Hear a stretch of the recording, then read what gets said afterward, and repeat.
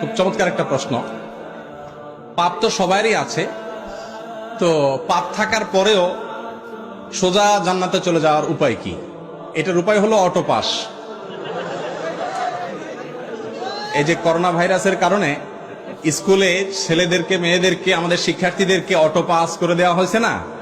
তো আল্লাহ যদি এরকম অটো পাস টাস করে দেয় তাহলে একটা সুযোগ পাওয়া যেতে পারে। কিন্তু ভাইরা আমার, আল্লাহর কাছ থেকে অটো পাসের জন্য মৌলিকভাবে দুটি শর্ত।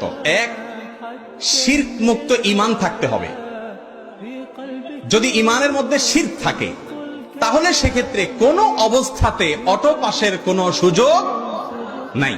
আল্লাহ রাব্বুল আলামিনের কাছে অটো পাস পেতে হলে যেই কাজটি করতে হবে তা হলো শিরক মুক্ত থাকতে হবে। শিরক করে যদি কেউ মারা যায়, আল্লাহ তাআলা আগাম ঘোষণা দিয়েছেন সে অটো পাসটা হবে না, সে সোজা কোথায় যাবে?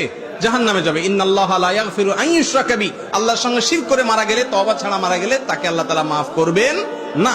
মুসনাদ আহমদে বর্ণিত হাদিসে নবী সাল্লাল্লাহু আলাইহি ওয়াসাল্লাম বলেছেন, আদ-দাওয়াবিনু ইনদাল্লাহি সালাসা, আল্লাহর কাছে তিন ধরনের মামলা উঠবে। তার ভিতরে এক ধরনের মামলা হলো শিরক সংশ্লিষ্ট মামলা। এটা জামিনের অযোগ্য, ক্ষমার অযোগ্য, সরাসরি জাহান্নাম।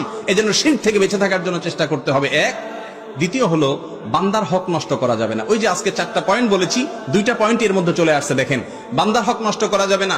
মানুষের অধিকার যদি নষ্ট করেন, কিয়ামতের দিন আল্লাহ নিজেও বলবেন যে এই মামলা আমি নিষ্পত্তি করব না।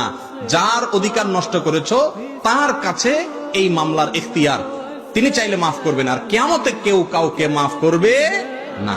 নিজের বাবাও ছেলে মেয়েকে মাফ করবে না। ইয়াউমা ইয়াফিরুল মারউ মিন আখিহি ওয়া উম্মিহি ওয়া আবিহি। এজন্য ভাইরা আমার, যদি গুনাহ করেও সোজা জান্নাতে যেতে চান, 1, শিরক থেকে বেঁচে থাকবেন।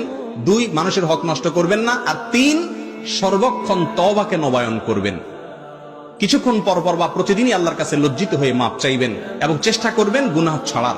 এই কসরত যদি করতে করতে থাকেন, ইনশাআল্লাহ আশা করা যায় পাপের পরেও আল্লাহ তাআলা মাফ করে জান্নাত দিবেন।